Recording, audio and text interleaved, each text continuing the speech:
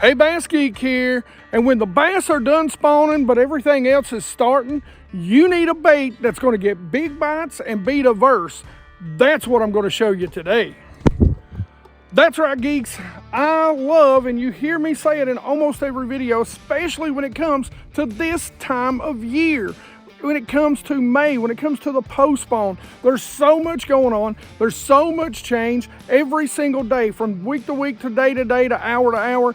You need something that you can change on the fly, quick, fast, and dirty. What am I talking about? That'll also get you big bites when you need them. A swim jig, but not just any swim jig. I'm talking about an Omega Signature Series swim jig. Well, let me show you why I like them so much. So what is it that I love about Omega's swim jigs? Well, there's a lot, and we'll talk about that a little bit later. I really like the versatility of them. So much you can change about them. But realistically, when it comes down to a swim jig, there's really two patterns that I go with. I don't change that up a lot. Now, this is a crappy pattern, but it's really, to me, a perfect shad imitator. But this is the Omega swim jig in 3/8 ounce in crappie. Next up, and probably my go-to, the one that I'm going to throw the most, is going to be some sort of bluegill pattern, and that's exactly what this is. This is a 3/8 ounce. The weights most of the time, if I'm in non-current situations or I'm not fishing like super deep, is going to be a 3/8 or a 1/2 ounce, and this is a 3/8 in bluegill. So what do I mean by versatility with these? Well, these are actually interchangeable skirts. They actually have a whole system with almost every single jig that they build. So you can buy packs of different colored skirts and you can change them out on the fly. I actually run into the Omega guys at the East Tennessee Fishing Show earlier this year, man. They hooked me up with some great skirts. Now, they make finesse skirts, standard skirts, and the skirts specifically for the swim jigs. Now, when it comes to trailers, you really don't even need one with these. The way they cut these skirts, it's incredible, and they've got some incredible action. So if you want to be really finesse, don't even put a trailer on this thing. Trust me, it's amazing how good it looks. But this one's going to be the one that we're going to be rigging up today, and I'm going to show you a few little things that I changed, like the weed guard. Now, the weed guard is almost perfect on this, and I'm probably not going to mess with it a whole lot because it comes just past the barb. So I'm really not going to cut that. Now, let me show you some of the trailers I like to use on this. One of my favorites, some sort of beaver bait or some sort of crawl. Now, yes, I'm imitating bluegill, so why am I using something like that? Well, it's because I can actually take this and turn it sideways if I want to, and that's a great bluegill profile. The other reason why is because these are going to keep that bait up in the water a little bit better also.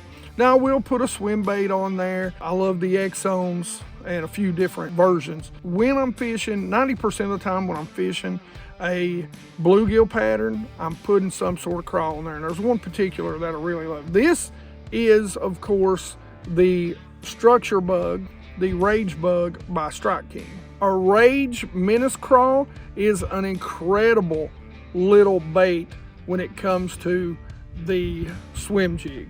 But one of my favorites when the bluegill are on the bed is this little bad boy right here. This is the Yum Spine Crawl. This is in Bama Magic. So let me show you how I rig this up. So the very first thing I'm going to do is I'm going to cut this down. We're going to cut it about right here under these two, just like that. Then we're going to turn it upside down. You can see where it comes out. Going to pull that back, go straight through the middle, push it up on there, just over the guard, and there you have it. Now, I will say most of the time when I put a trailer on, I'm going to trim this off.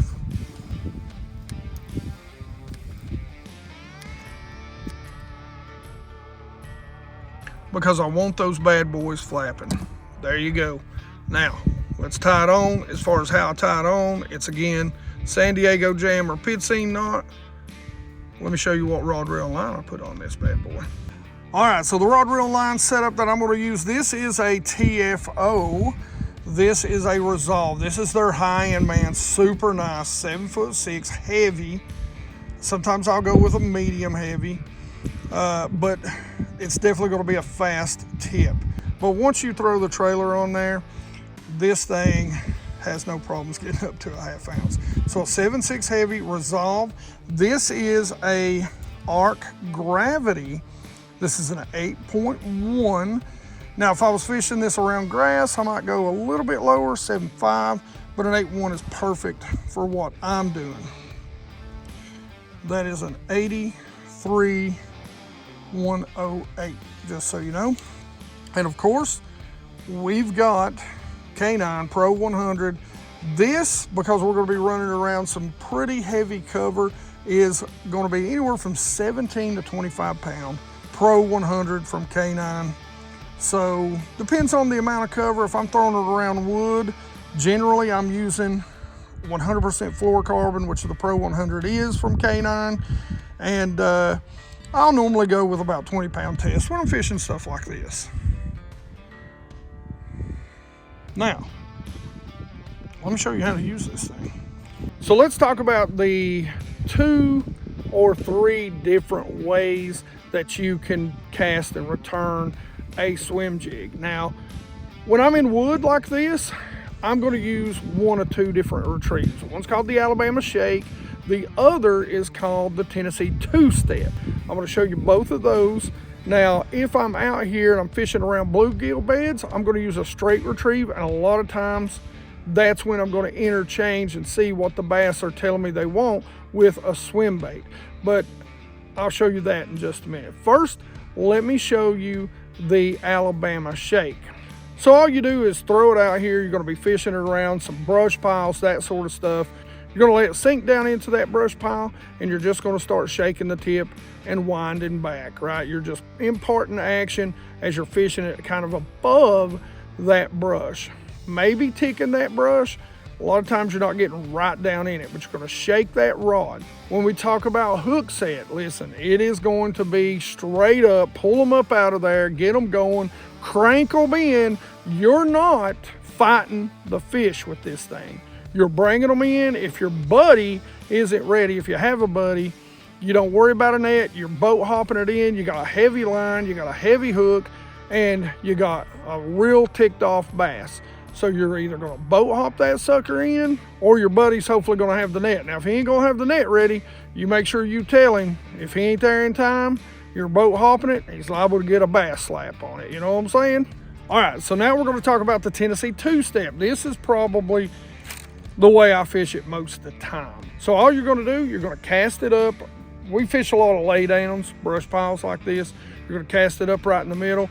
You're going to pop it a couple times, let it drop, pop it a couple times, let it drop, pop it a couple times, reel it back.